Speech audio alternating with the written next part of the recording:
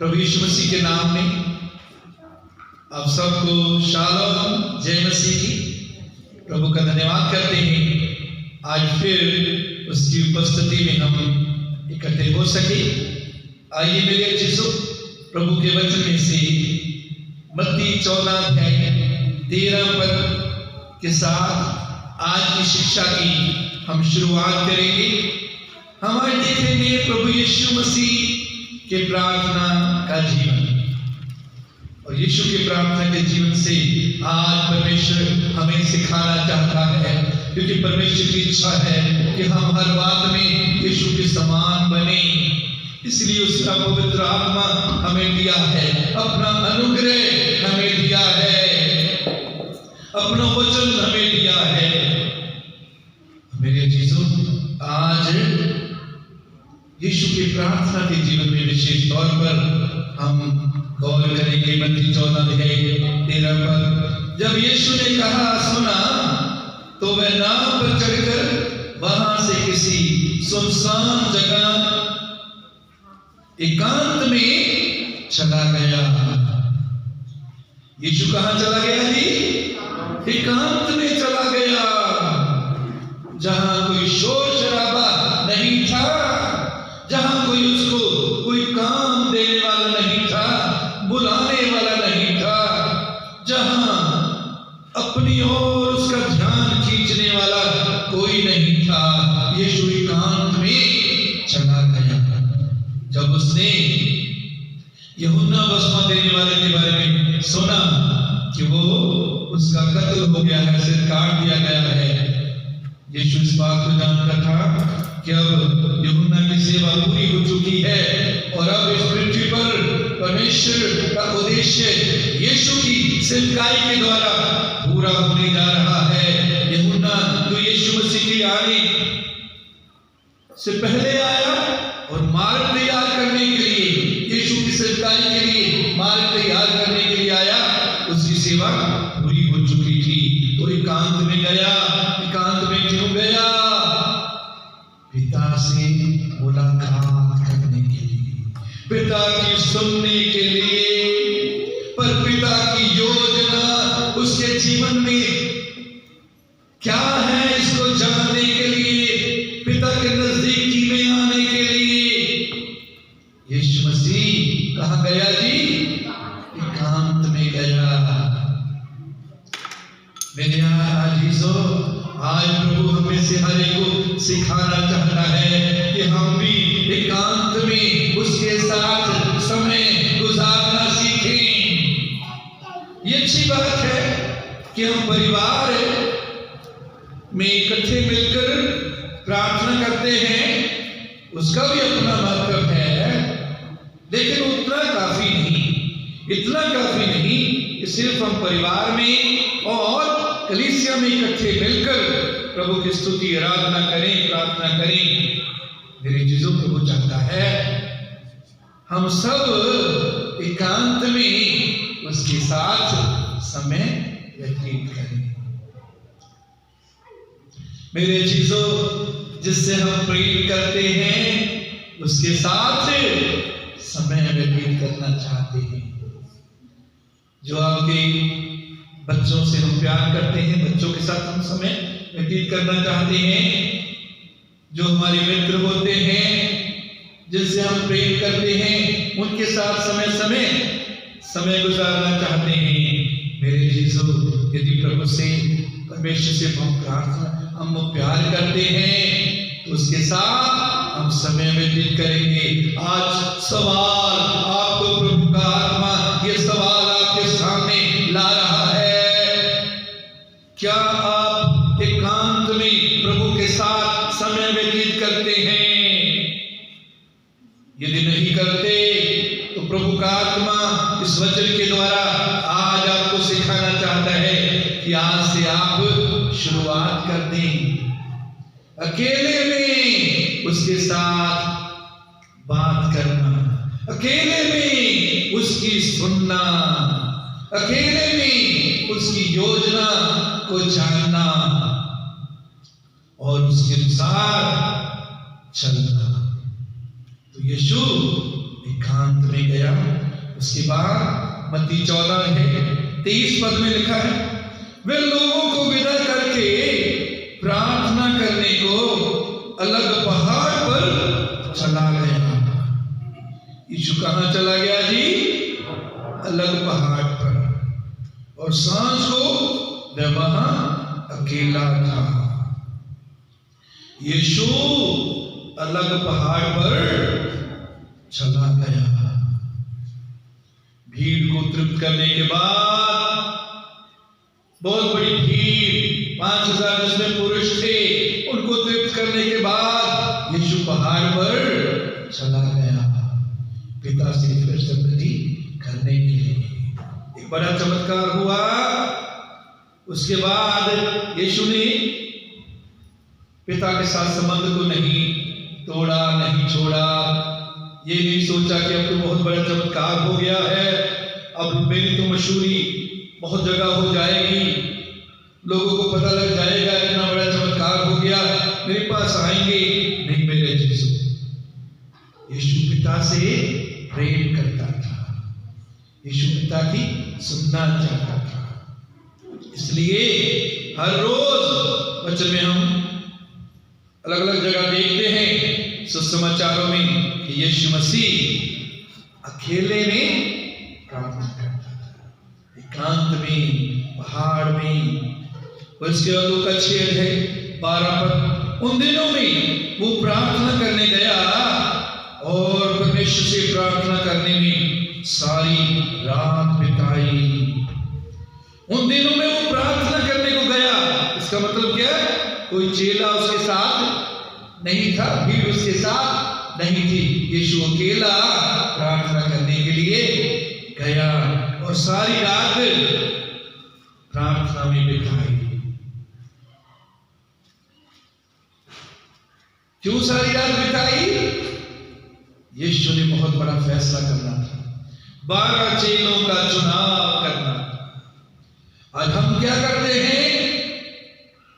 जब हमें कोई चुनाव करना पड़ता है, फैसला करना पड़ता है, जैसा हमारे मन में हमें अच्छा लगता है वैसा हम करने लग जाते हैं। जैसा किसी ने कोई सलाह दे दी वैसे हम करने लग जाते हैं। मेरे जीसस नहीं, प्रभु यीशु का जीवन ऐसा नहीं था। उसने कहा, मैं जो पिता को करते देखता हूं वही मैं करता हूं, जो पिता से सुनता हूं वही मैं करता हूं। अपने मसीही जीवन में, हर विश्वासी के जीवन में बहुत जरूरी है कि हम प्रभु की नजदीकी में उसकी योजना को अपने लिए जाने। वो क्या चाहता है हमारे लिए, कैसे चाहता है, कहां चाहता है कि हम कुछ करें, क्या करें, कैसे सेवा करें। जरूरी है कि हम प्रभु की सुने। मेरे यीशु उसी के द्वारा उसकी महिमा होती है, उसी के द्वारा हम भरपूरी में, आशीष में चलते हैं और हमारे जीवन और सेवकाई में आशीष होती है। जब हम परमेश्वर की इच्छा में नहीं रहते, उसकी इच्छा के केंद्र में नहीं होते, हो सकता है कुछ ना कुछ हम प्रभु के लिए करते हैं लेकिन ज्यादा सफलता नहीं होती, प्रभु की महिमा उसमें पूरी नहीं होती जैसी वो प्रकट करना चाहता है। मेरे जीसो, उसके बाद मत्ती 6 पद में प्रभु ने हमें बताया है कि हम कैसे प्रार्थना करें। मत्ती 6 पद क्या लिखा है? जब तू प्रार्थना करे तो अपनी कोठरी में जा। जब तू प्रार्थना करे कहां जा जी? अपनी कोठरी में जा। इसका अर्थ क्या है? अपने परिवार से थोड़ा सा दूरी बना, टेलीफोन से थोड़ी सी दूरी बना, कोठरी में जा और द्वार बंद करके अपने पिता से जो गुप्त में है प्रार्थना कर। तब तेरा पिता जो गुप्त में देखता है तुझे प्रतिफल देगा। बहुतों को प्रतिफल नहीं मिलता क्योंकि हमारी प्रार्थना के जीवन में जैसे करना चाहिए हम नहीं करते। हमें से बहुत सी प्रार्थना करते हैं, कई बार अकेले भी करते हैं, लेकिन प्रार्थना में बातें भी कर देते हैं। किसी को सवाल पूछा, उसका जवाब भी देते रहते हैं। आजकल ये फोन बहुत आशीष भी है, लाभकारी भी है, लेकिन सही इस्तेमाल ना करें तो ये श्राप भी है हमारे। फोन आता है तो प्रार्थना में ही सुनने लग जाते हैं, जवाब देने लग जाते हैं। नहीं मेरे जैसे कोठरी में जाने का प्रभु क्या चाहता है ना, इर्द गिर्द से सारा संपर्क जो है तोड़ दे, ना किसी को आवाज दे, ना किसी की आवाज सुने। वो समय हमारे लिए बहुत ही महत्वपूर्ण होता है जब हम प्रभु की उपस्थिति में आते हैं, उसकी हजूरी में आते हैं। क्योंकि मेरे अजीजों, उसकी उपस्थिति में, उसकी हजूरी में आनंद की क्या है जी, भरपूरी है। दूसरा कृत्य 3:18 में लिखा है, प्रभु जो आत्मा है उसी आत्मा के द्वारा हम अंश करके बदलते जाते हैं। जब हम प्रभु की नजदीकी में रहते हैं तो हम बदलते जाते हैं। किसके समान बदलते जाते हैं जी? यीशु के समान। किसके समान? यीशु के समान।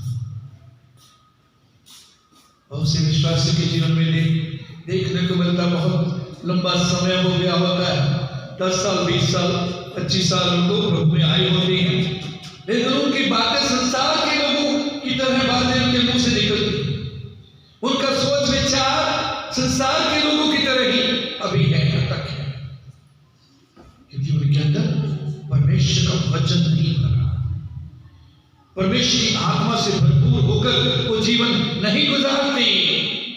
मेरे जीसू, जब हम प्रभु की हजूरी में आते हैं, उसकी स्तुति करते हैं, उसकी आराधना करते हैं, उसकी हजूरी में ठहरते हैं, उससे प्रार्थना करते हैं, प्रभु हमें बदलता है। क्या करता है जी? क्या करता है जी? किस जैसा बनाता है?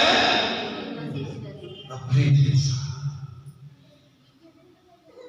मेरे जीसू, परमेश्वर पिता की यही इच्छा है।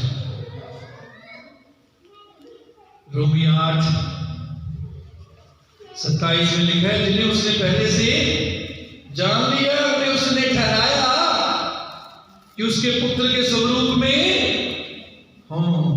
आपको मुझे प्रभु ने ठहराया है, नियुक्त किया है, बुलाया है, अलग किया है, ताकि हम उसके पुत्र यीशु के स्वरूप में, यीशु जैसे जैसा मसीह यीशु का स्वभाव था, तुम्हारा भी वैसे ही स्वभाव हो। परमेश्वर पिता की ये इच्छा हमारे लिए है कि वैसा ही हमारा स्वभाव हो जैसा मसीह यीशु का था।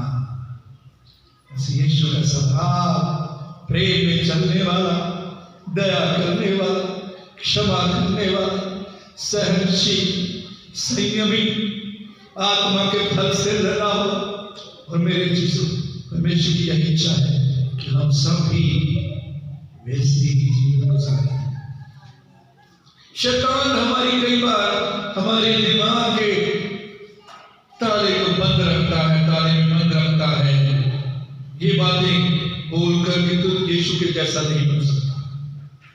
नहीं मेरे जीसू, इसीलिए उसने हमें अपना पवित्र आत्मा दिया है, इसलिए उसने अपना वचन हमें दिया है, अपना अनुग्रह उसने हम पर किया है, ताकि उसके साथ प्रतिदिन चलते हुए हम उसके समान बनते जाए, यीशु जैसा स्वभाव हमारा होता जाए, उसकी तरह हम प्रेम में चलने वाले, उसकी तरह हम दया करने वाले, उसकी तरह हम क्षमा करने वाले, उसकी तरह हम संयमी हो, उसकी तरह हम पिता की सुनने वाले, उसकी आज्ञा मानने वाले।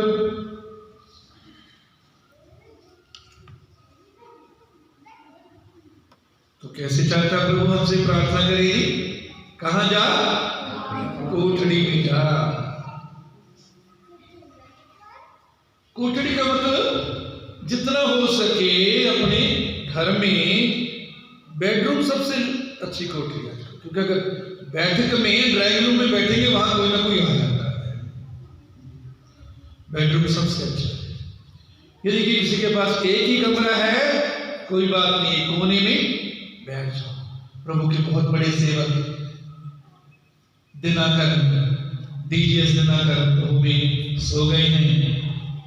उन्होंने जब सेवकाई शुरू की, उनके पास एक ही कमरा था और कमरे के कोने में बैठकर वो घंटों प्रभु के साथ संगति करते थे, क्योंकि उसके अंदर प्रभु की भूख प्यास थी। मेरे चीजों, प्रभु यीशु ने कहा, धन्य है वो जो धर्म के भूखे और प्यासे हैं, क्योंकि वो तृप्त किए जाएंगे। आज प्रभु हमें से हर एक के अंदर ताजा भूख प्यास अपने लिए, अपनी हजूरी के लिए, प्रार्थना के लिए, उसकी स्तुति आराधना के लिए आज डालना चाहता है। क्या हम उसको पाने के लिए तैयार हैं? क्या प्रभु का हृदय, प्रभु के लिए नई रीति से आज अपना हृदय खोलने के लिए तैयार हैं, और उसे कहने के लिए तैयार हैं कि प्रभु अपनी आत्मा के द्वारा, पवित्र आत्मा के द्वारा अपनी हजूरी के लिए ताजा भूख प्यास मेरे अंदर डाल दे, वचन के लिए ताजा भूख प्यास मेरे अंदर डाल दे, ताकि मैं हर रोज तेरे वचन से भरकर जीवन गुजारूं। पहला माफ करना, कुलसियों 3:16 में प्रभु के दास कहता है, मसीह का वचन तुम में अधिकाई से बसने पाए। कैसे बसने पाएगी? अधिकाई से। इतवार को सिर्फ यह वचन सुनते हैं, इससे अधिकाई से बसने नहीं पाएगा। मैं लिख कर दे सकता हूं।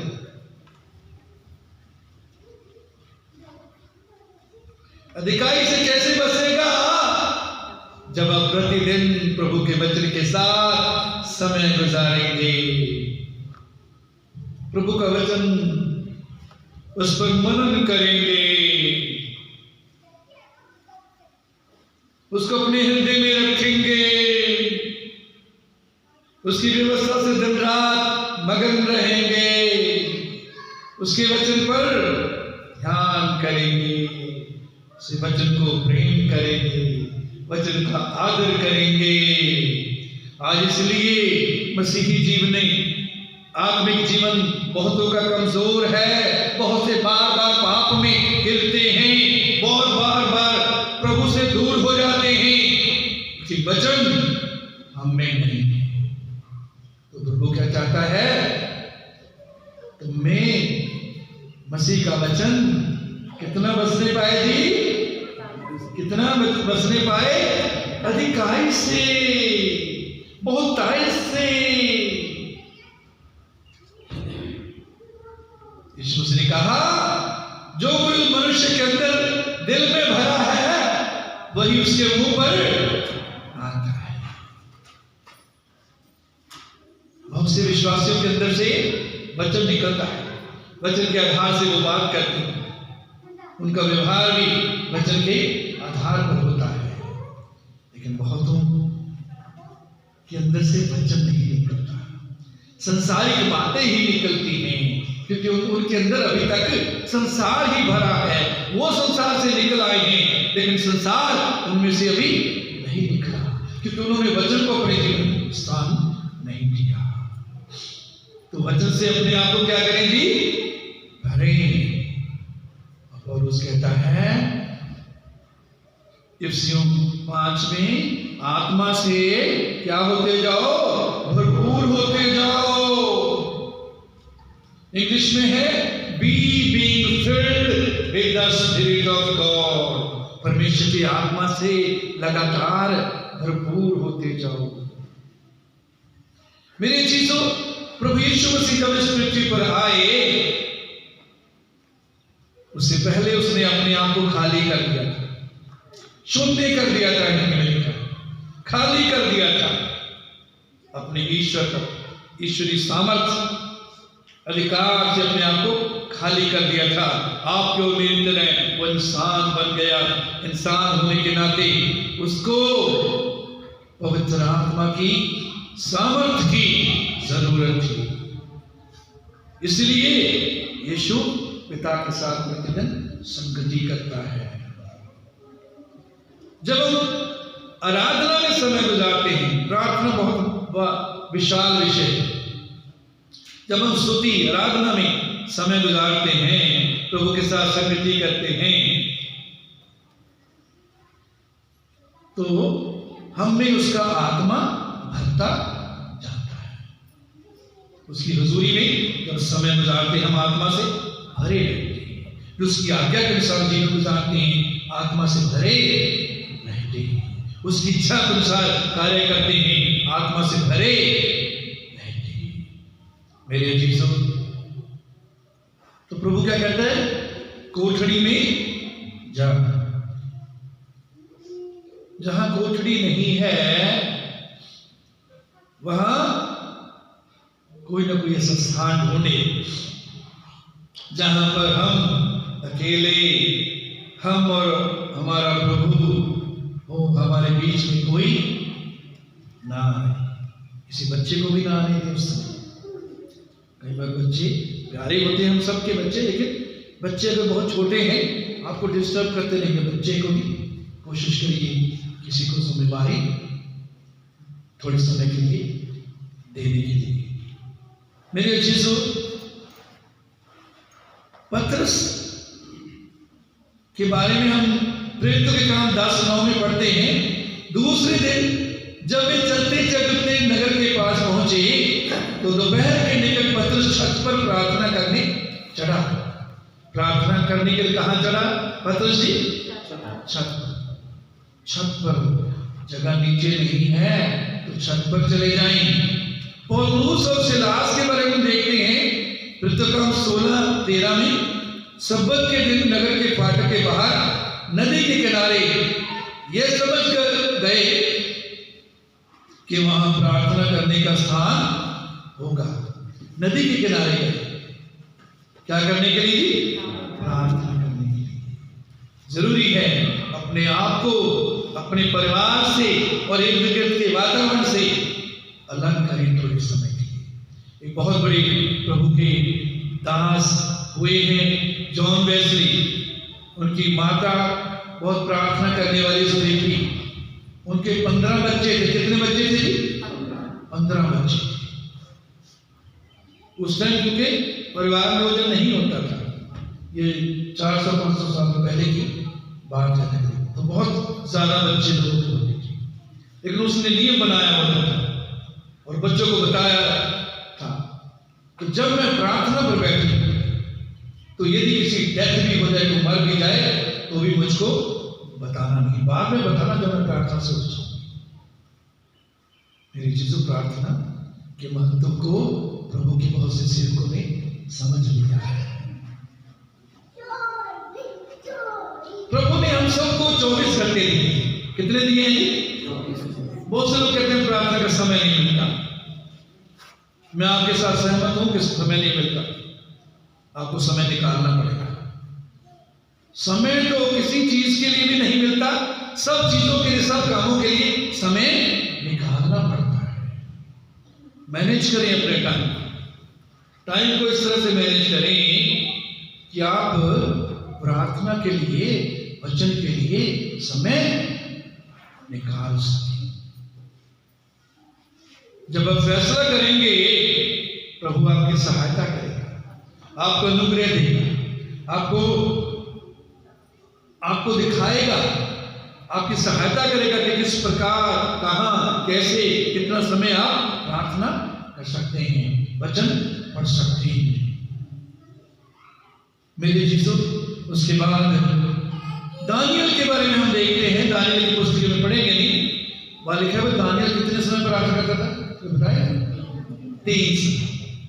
3 बार, सुबह, दोपहर और रात को, शाम को प्रार्थना करता था। दाऊद भजन 119-164 में कहता है, कि मैं प्रतिदिन 7 बार तेरी स्तुति करता हूं। दाऊद कितनी बार करता है जी? 7 बार। लूका 1 थिस्सलुनीके 5:17 में क्या लिखा है? निरंतर प्रार्थना में लगे रहो, सिर्फ इतवार को ही नहीं, या जब मुश्किल आ जाए, परेशानी आ जाए तभी नहीं, निरंतर, लगातार, प्रतिदिन प्रार्थना में लगे रहेंगे। लूका 18 में फिर उसने इसके विषय में कि नित्य प्रार्थना करना और याद ना छोड़ना चाहिए, उनसे दृष्टांत कहा। उस समय बचाने के लिए उसके पास आगे नहीं जाएंगे देखने के लिए, लेकिन यहाँ नित्य प्रार्थना करने के लिए यीशु ने दृष्टांत बोला। तो क्या चाहता है जी प्रभु? कब प्रार्थना करें? नित्य, हर रोज, जब सब कुछ अच्छा है तब भी प्रार्थना करें, जब बहुत बिजी है तब भी प्रार्थना करें। मेरे चीजों, जैसे हमको जिंदा रहने के लिए भोजन की जरूरत है, सांस लेने के लिए हवा की जरूरत है, उसके बिना हम जिंदा नहीं रह सकते। यदि सांस नहीं लेते हवा में, मेरे यीशु, इसी प्रकार हमारे आत्मिक जीवन के लिए, हमारी आत्मा के लिए, जो हमारा असली जीवन है, हम आत्मा हैं, हम और आप आत्मा हैं, प्राण रखते हैं और शरीर में रहते हैं। जब हमारा आत्मा निकल जाता है तो शरीर में आप कितने भी सुंदर हो, कितने भी खूबसूरत हो, रखेंगे आपके शरीर को, आपके शरीर को घर में, है जी? कितने भी बुद्धिमान हो, रखेंगे? कितने भी ताकतवर हो, रखेंगे? है जी? वो बताओ भाई, बताओ, रखेंगे? घर में रखेंगे? नहीं, क्योंकि हमारे अंदर असली जीवन जो है हमारा आत्मा है, हमारे शरीर का भोजन रोटी है, और शरीर को ऑक्सीजन या सांस हवा से मिलता है। इसी प्रकार मेरे चीजों, हमारी आत्मा का भोजन वचन है। परमेश्वर का वचन हमारी आत्मा का क्या है जी? भोजन है। परमेश्वर चाहता है कि हम आत्मा में बलवंत बने। क्या बने? बलवंत बने, सामर्थी बने। यदि आत्मा का भोजन नहीं खाएंगे, कभी आत्मिक रीति से सामर्थी नहीं बनेंगे। हम गिरते ही रहेंगे, कमजोर ही रहेंगे, पाप में गिरते ही रहेंगे, बार बार प्रभु से दूर जाते ही रहेंगे, संगति से पीछे हटते रहेंगे। लेकिन यदि वचन से भरे रहते हैं तो जय का जीवन गुजारेंगे, आनंद का जीवन गुजारेंगे, प्रभु की इच्छा के अनुसार जीवन गुजारेंगे, दूसरों के लिए आशीष भरा हुआ जीवन गुजारेंगे। और दूसरा है हमारी आत्मा के लिए प्रार्थना, स्तुति, आराधना। ये हमारे लिए वायु है, हमारी आत्मा के लिए। आज हमें से कईयों को पश्चाताप करने की जरूरत है, क्योंकि आपने अपनी आत्मा को भूखा रखा है। आप अपनी आत्मा पर अत्याचार कर रहे हैं। प्रभु की इच्छा है कि हम वचन से और आत्मा से भरकर उस जैसा जीवन व्यतीत करें। यदि हम वचन से भरे हुए हैं, आत्मा से भरे हुए जीवन गुजारते हैं, तो ही हम प्रभु यीशु जैसा स्वभाव हमारा हो सकता है, प्रभु यीशु जैसी चाल हम चल सकते हैं, प्रभु यीशु के समान जीवन हम गुजार सकते हैं। उसके बिना नहीं। मेरे चीजों, प्रभु यीशु मसीह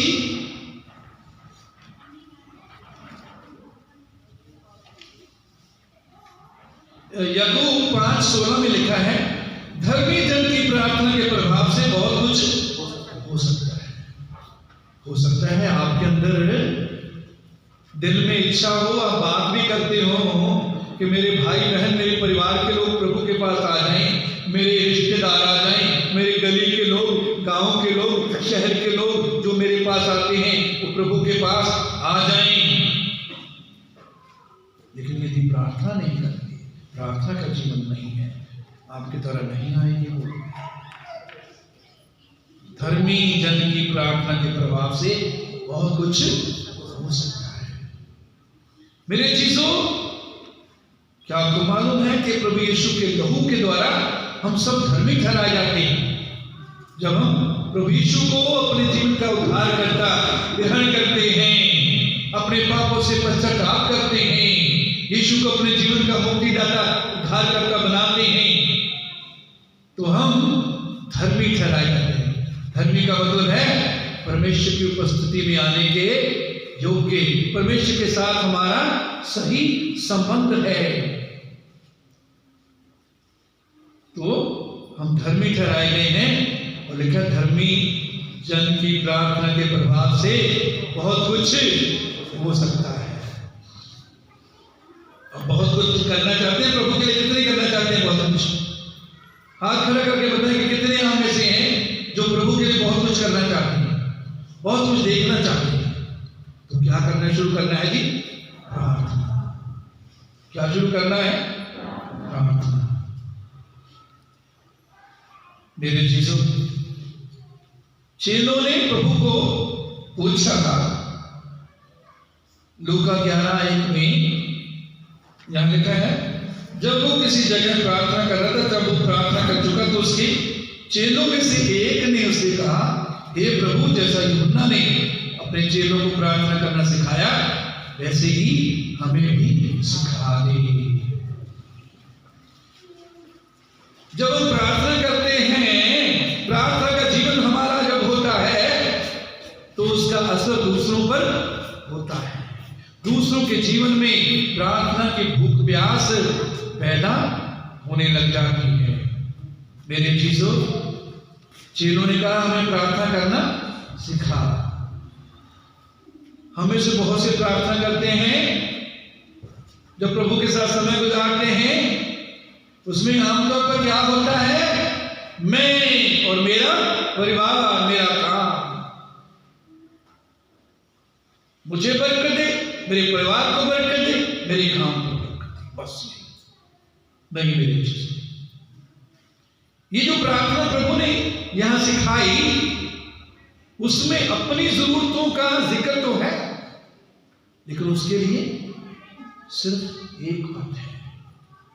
बाकी जो प्रार्थना प्रभु ने सिखाई वो अपने लिए नहीं, वो परमेश्वर के राज्य के लिए, दूसरों के लिए। तो हम जल्दी जल्दी इस प्रार्थना को देखेंगे। मत्ती 6:9-15, 9 आयत में प्रभु कहता है, हे हमारे पिता, तू जो स्वर्ग में है, तेरा नाम पवित्र माना जाए। हे हमारे पिता। मेरे चीजों, यीशु को ग्रहण करने के द्वारा परमेश्वर हमारा क्या है जी? पिता है। अब मंगते नहीं है, मंगतों की तरह प्रार्थना नहीं करना है, बच्चों की तरह, उसके संतान की तरह उसकी हजूरी में आना है। वो हमारा पिता है। तू जो स्वर्ग में है, वो परमेश्वर जो स्वर्ग में है, वही परमेश्वर इस पृथ्वी पर भी है।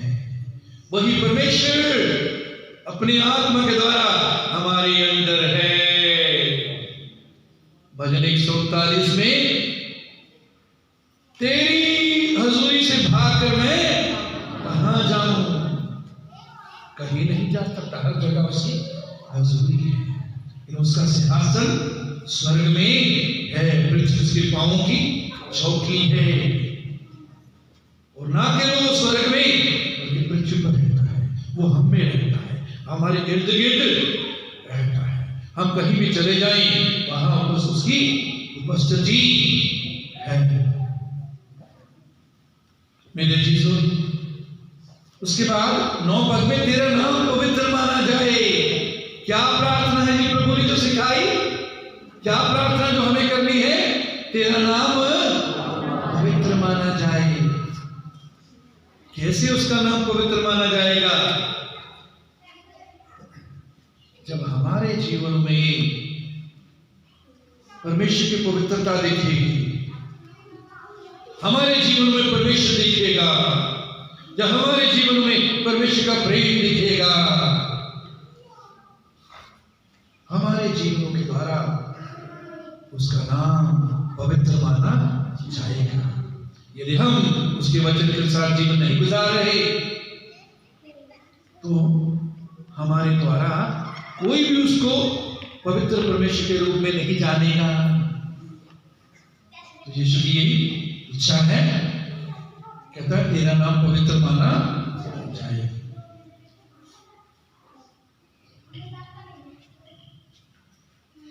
आमोस 2:7 पर पढ़ेंगे नहीं, थोड़ा सा आखिरी हिस्सा पढ़ेंगे। लिखा जिससे मेरे पवित्र नाम को पवित्र करते हो। आमोस में यहां कहता है, परमेश्वर कहता है कि तुम कंगालों के सिर पर की धूल झाड़ते हो, लालच करते हो, उसको लालच करते हो, नम्र लोगों को रास्ते से हटा देते हो। बाप और बेटा कुंवारी के पास, एक ही कुंवारी के पास आते हैं, जिससे मेरे पवित्र नाम को अपवित्र ठहराते हो। मेरे पवित्र नाम को तुम नापाक ठहराते हो। जब हमारा जीवन पाप में होता है,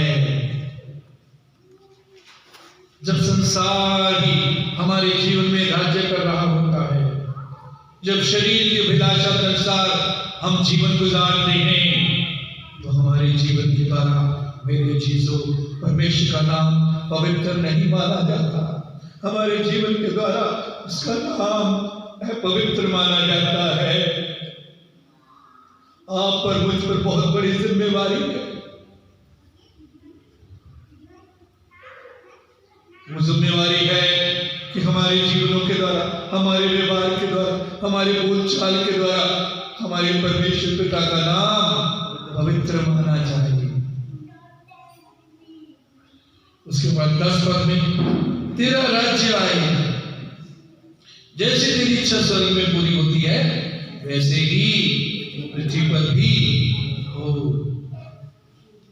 जैसे तेरी इच्छा स्वर्ग में पूरी होती है वैसे पृथ्वी पर भी हो। स्वर्ग में कोई पाप नहीं है।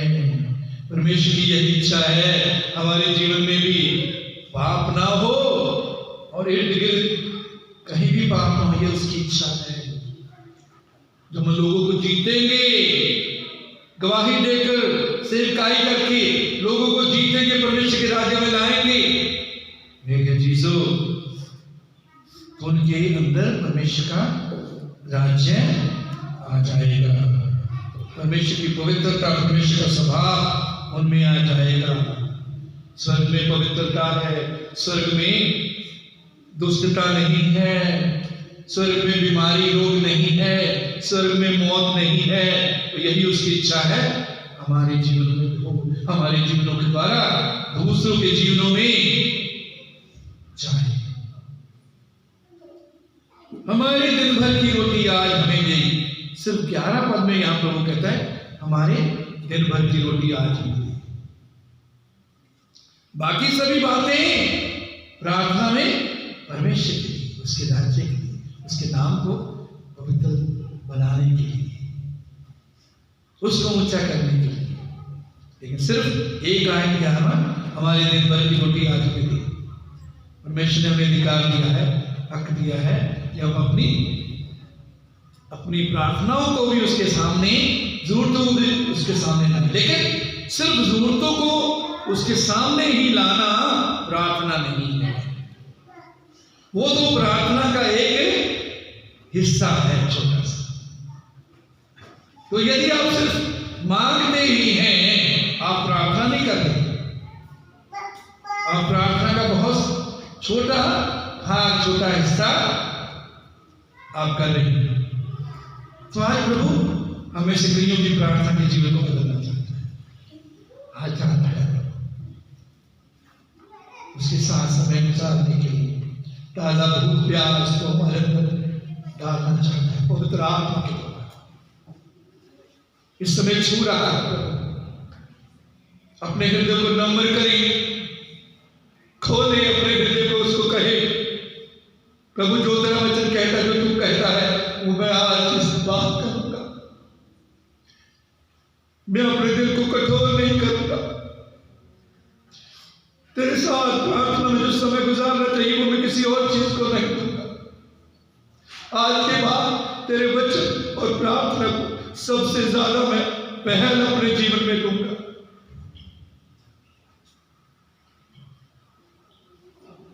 मेरे यीशु,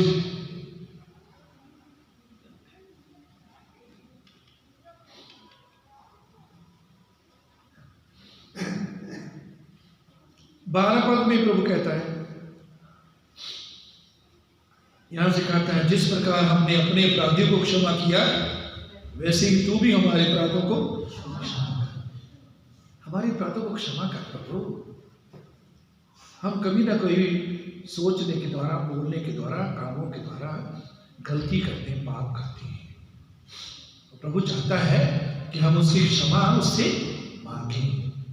लेकिन मेरे अजीजों, ये इस क्षमा मांगने का हक किसको है?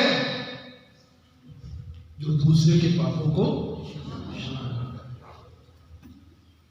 ये बहुत कई बार दुख होता है, विश्वासी अपने दिलों को इतना कठोर किए होते हैं, दूसरों को माफ करने के लिए तैयार नहीं होते, भूलने के लिए तैयार नहीं होते, दोबारा उनके साथ संपर्क करने के लिए तैयार नहीं होते।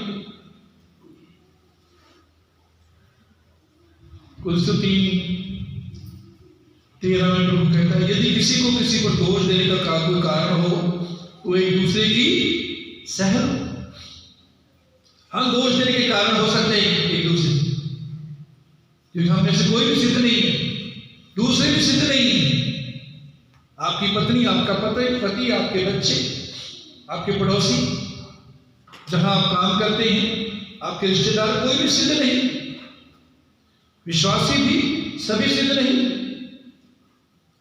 हम सिद्धता की ओर बढ़ते जा रहे हैं, जीवन भर हमें सिद्धता की ओर बढ़ना है, लेकिन नहीं कह सकते कभी भी कि मैं सिद्ध हो गया हूं, मुझे और सीखने की जरूरत नहीं, और बदलने की जरूरत नहीं। तो इसलिए यदि दोष देने का कारण हो तो एक दूसरे की क्या करने की, एक दूसरे की क्या करें, सह लें, बजाय इसके कि कड़वाहट अपने अंदर रखी। कहीं मैं ही तुझसे बात नहीं करूंगा, मैं तुझसे अपना नाता तोड़ रहा हूं।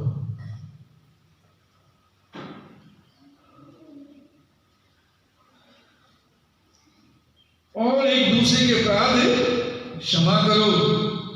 एक दूसरे के अपराध क्या करना है जी? सहना है और एक दूसरे के अपराध क्षमा करने हैं। जैसे प्रभु ने तुम्हारे अपराध क्षमा किए वैसे ही तुम भी करो। कैसे क्षमा करना है? जैसे प्रभु ने हमें क्षमा किया है। प्रभु ने हमें कैसे क्षमा किया है? इब्रानियों 8:12 में प्रभु कहता है उनके पापों को फिर याद स्मरण ना करूंगा। प्रभु कैसे माफ करता है जी? कहता है उनके पापों को फिर याद। हमें से बहुतों का क्या हाल है? कल रात को क्या खाया था ये भूल जाते हैं। कईयों से पूछो जी कल रात आपने कौन सी दाल, कौन सी सब्जी खाई थी? भूल जाते हैं। लेकिन 10 साल पहले सास ने जो बातें बोली, जो बहू ने बातें बोली, जो पड़ोसी रिश्तेदार ने बातें बोली, जो किसी विश्वासी ने बातें बोली, वो आज भी याद है। मैं जिंदगी भर तो मैं भूल नहीं सकता उसने मुझे क्या बोला। मेरे चीजों, जब हम दूसरों को माफ नहीं करते, हम दूसरों का नुकसान नहीं करते, अपना नुकसान करते, हमारी आत्मिक तरक्की रुक जाती है। प्रभु के साथ हमारा जो नजदीकी का संबंध है उसमें रुकावट ना माफ करना है। और आज हम चाहते हैं यदि हम में से कोई ऐसा है, किसी के लिए आपको गिला है, हो सकता है सह लें और माफ करें। दो काम करने हैं, क्या क्या? सहना और माफ करना। मेरे जीसू, यशाया 38:17 में यहां लिखा, मेरे सब पापों को तूने अपनी पीठ के पीछे फेंक दिया है। हमारे पापों को परमेश्वर हमारा क्या करता है? कहां फेंकता है? पीठ के पीछे। हम कहां फेंकते हैं? सामने, ताकि समय समय पर याद कर सकें, ताकि हम बदला ले सकें, ताकि दूसरे की बुराई देख सकें, दूसरे का बुरा देख सकें। नहीं मेरे जीसस, हमें पश्चाताप करना है, तौबा करनी, इससे छोड़ना है, इससे बाहर निकलना है। मीका 7:19 में यहां लिखा, तू उनके सब पापों को गहरे समुद्र में डाल देगा। कहां डालता है ये परमेश्वर? गहरे समुद्र में। वो याद भी नहीं करना चाहता है हम भी याद ना करें। वो पीठ पीछे फेंकता चाहता है, हम भी पीठ पीछे फेंके। वो गहरे समुद्र में डालता है और चाहता है हम भी गहरे समुद्र में डालें। मेरे जीसू, मत्ती 18 में 23 से 35 में वहां हम घटना पढ़ते हैं। एक राजा है जिसका दूसरे व्यक्ति ने 10,000 तोड़े, बहुत बड़ी रकम, ऐसी बड़ी रकम जो जिंदगी भर वो काम करके चुका नहीं सकता था, अदा नहीं कर सकता था, देनी थी। और कृपया से चुप कर लें अपने, या साइलेंट पर लगा लें, ध्यान दें। 10,000 तोड़े उसने देने थे। उसके मालिक ने, राजा ने कहा पैसे निकाल दो। उसका मुझ पर दया कर, उसको छोड़ दिया।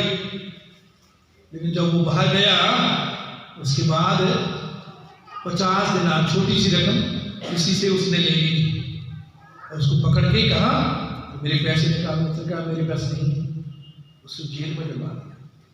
जब उस राजा ने सुना तो क्या किया, और उसको उसके स्वामी ने क्रोध में आकर उसे दंड देने वाले के हाथ में सौंप दिया। उसका इतना बड़ा कर्जा माफ किया गया। 10,000 तोड़े,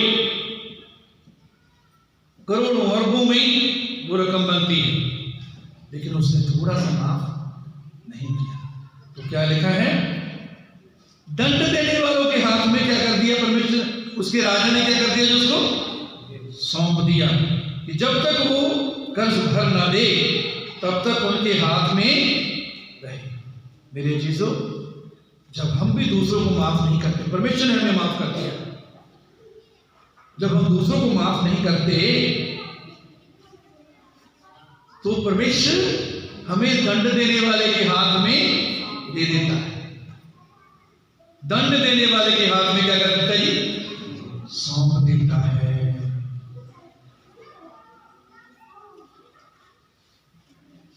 कितने आप में से चाहते हैं कि आप दंड देने वाले के हाथ में, सजा देने वाले के हाथ में है? कोई यहां? हाँ जी, किसी ने हाथ नहीं लगाया, कोई नहीं रहना चाहता। लेकिन यदि माफ नहीं करेंगे तो दंड देने वाले के हाथ में परमेश्वर सौंप देता है। हम कहते हैं हम तो प्रार्थना करते हैं, हम दशमांश भी देते हैं, बरकत नहीं है हमारे जीवन में, हमारे काम पर। हो सकता है किसी को माफ करने की जरूरत है, आपने माफ नहीं किया। सब कुछ करते हैं लेकिन माफ नहीं करते। तो आज प्रभु सिखाना चाहता है कि आप हृदय से, दिल से माफ करें। मत्ती 6:14 में लिखा है, इसलिए यदि तुम मनुष्य के अपराध क्षमा करोगे तो तुम्हारा स्वर्गीय पिता भी तुम्हें क्षमा करेगा। तुम्हें कैसे क्षमा मिलेगी? जब दूसरों के अपराध क्षमा करोगे। और यदि तुम मनुष्यों के अपराध क्षमा ना करोगे तो तुम्हारा पिता भी तुम्हारे अपराध क्षमा ना करेगा। आइए प्रार्थना करें। प्रभु धन्यवाद देते हैं आज के इस वचन के लिए। अपने आत्मा और वचन के द्वारा तूने हमसे बात की है प्रभु। तेरा वचन और आत्मा हमारी प्रार्थना के जीवन को बदले प्रभु। अपनी हजूरी की भूख प्यास तो हमारे अंदर आज आत्मा के द्वारा डाल दे प्रभु। तेरे वचन और तेरी आत्मा से भरकर हम जीवन व्यतीत करने वाले बने। यीशु जैसी प्रार्थना का जीवन हमारा हो, यीशु जैसा जीवन हमारा हो, यीशु जैसी सेवा हम कर सके। तो हम सब मिलकर एक दूसरे को माफ करने वाले बने, एक दूसरे की सहने वाले बने। आज का वचन अधिकाई से हमारे जीवन में फल लाने वाला हो। ये सब तेरे पुत्र हमारे उद्धार करता यीशु के नाम से मांगते हैं। मेरे जीसू